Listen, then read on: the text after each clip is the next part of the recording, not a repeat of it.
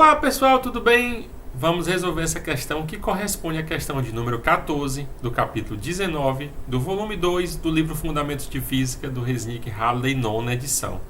Essa questão é uma questão dentro do capítulo sobre teoria cinética dos gases e ela diz o seguinte: no intervalo de temperatura de 310 Kelvin a 330 Kelvin, a pressão de um certo gás não ideal está relacionado ao volume V e à temperatura T pela equação P igual a 24,9 joules dividido por Kelvin vezes T dividido por V menos 0,00662 joule dividido por Kelvin ao quadrado vezes T2 sobre V. Qual é o trabalho realizado pelo gás se a temperatura aumenta de 315 a 325 Kelvin enquanto a pressão permanece constante? Então, pessoal, ele fala que essa equação é nessa escala de temperatura de 310 a 330 e nos pergunta com relação ao trabalho realizado pelo gás no processo em que a pressão permanece constante. Então, nós vamos partir da relação do trabalho, que é a integral de P dV. Como a pressão é constante, ela pode sair da integral. Então, encontramos uma relação, como lá descrito no livro texto, que o trabalho vai ser igual a P vezes ΔV, onde ΔV é V final menos V inicial, tá certo? Então, essa é a primeira partezinha da questão.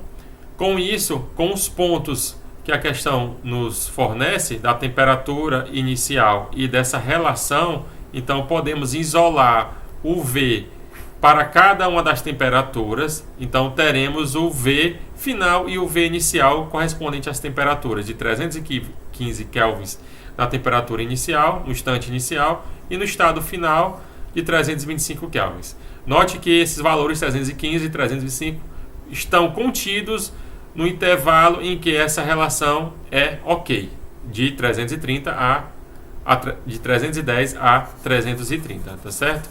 Então, basicamente é lembrar que no processo a pressão permanecendo constante, o trabalho vai ser P ΔV.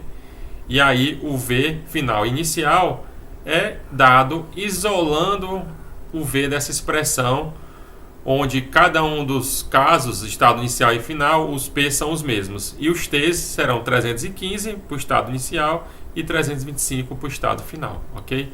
Então, discutido como proceder na solução dessa questão, vamos lá começar a tomar nota, ok? Então, sabemos que o trabalho é dado por quem? Integral de P dV, do intervalo VI a VF, equação de número 1. No caso de um processo a pressão constante, então a pressão pode sair da integral, então fica P integral de VI a VF dV, tá certo? E então isso vai dar V aplicado nos pontos VF e VI, ok? Então isso é P vezes, abre parênteses, VF menos VI, que é exatamente P ΔV, equação de número 2.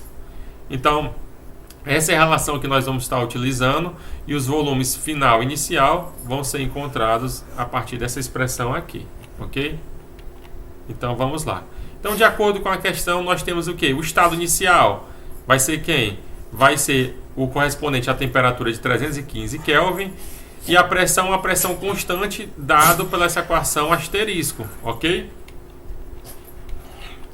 No caso, isolando o V para esse T e P, nós temos o quê? Então, só para poder simplificar esse algebrismo agora inicial, eu vou estar chamando essa constante de alfa e essa outra constante aqui de beta, ok? Então, nós teremos que P é igual a alfa, que multiplica T sobre V, menos beta, que multiplica T ao quadrado sobre V. Então, vamos lá isolar o V.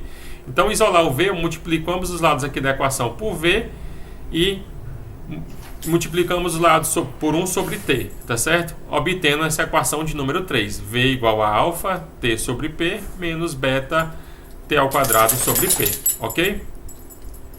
Então, vamos substituir os dados para o estado inicial. Então, para o estado inicial, temos que o volume inicial é igual a alfa, T de I, que é a temperatura inicial, que no caso vai ser 315 Kelvin, dividido por P. Essa pressão vai ser a mesma para o estado final, então estou rotulando como P, menos beta TI ao quadrado dividido por P, equação de número 4.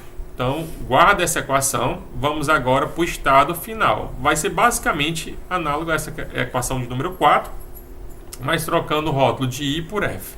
Mas vamos lá. A temperatura final vai ser 325 Kelvin, como destacado no enunciado. E a pressão é a mesma pressão P, tá certo? Dada pela equação asterisco. E com isso nós podemos determinar para o estado final o volume V de F, que é igual a alfa TF menos P menos beta TF ao quadrado dividido por P. Então vamos lá substituir esse VF e esse VI nesta equação do trabalho, que o trabalho é igual a P, que multiplica VF menos VI, ok? Então vamos lá. Então, substituindo as equações 4, que é do VI, a 5 do V, na equação 2, que é do trabalho, nós encontramos o quê? Então, temos que trabalho é igual a P, multiplica VF menos VI, aí substituindo os camaradas, estão aqui ele, o VF e aqui o VI. Eu coloquei o parêntese para destacar o sinal de menos, ok? Então, só apagar aqui. Então, notem que o P aqui vai ser cortado, né? Porque o P, multiplicando cada um dos termos dentro do colchete, vai ser eliminado o numerador com o denominador, ok? E aí eu posso estar juntando todo mundo que tem o alfa, né? Então, vai ser esse menos esse menos esse, ok? Então, vamos lá. Então, cortei os P's. Então, vai ter alfa T de F menos T de I, colocando o menos em evidência. Então, isso vai dar T de F ao quadrado menos T de I ao quadrado, rotulando isso como equação de número 6. Então, agora vamos substituir os valores de alfa e beta, que eu chamei alfa e beta apenas para simplificar. Então, está aqui o alfa e está aqui o beta, por esses valores. E os valores de TI e TF por 315 Kelvin e 325 Kelvin. Ok? Então, vamos lá. Substituindo os valores das temperaturas, nós temos o quê? Então, o alfa, 24,9 joules dividido por Kelvin. O T de F, 325 Kelvin. O T de I, menos 315 Kelvin. Aqui, o sinalzinho de menos, né? Menos o beta. Então, menos esse camaradazinho lá, que eu chamei de beta lá em cima. O T de F, 325 Kelvin. Isso ao quadrado. Menos o T de I, 315 Kelvin ao quadrado também, tá certo? Então, realizando essas operações, nós encontramos o valor do trabalho de 207 joules, tá certo? Então, mais uma questão dentro do capítulo sobre teoria cinética dos gases, que envolve o trabalho realizado no processo a pressão constante, e aí vai ser exatamente P vezes ΔV. Basicamente é a parte mais importante dessa questão, porque o resto é a organização da fórmula dada pela questão, esta daqui, isolando o V e depois substituindo os T's para descobrir os V final e V inicial, no estado inicial e final respectivamente, tá certo? Então é isso, pessoal. Até o próximo vídeo. Tchau, tchau.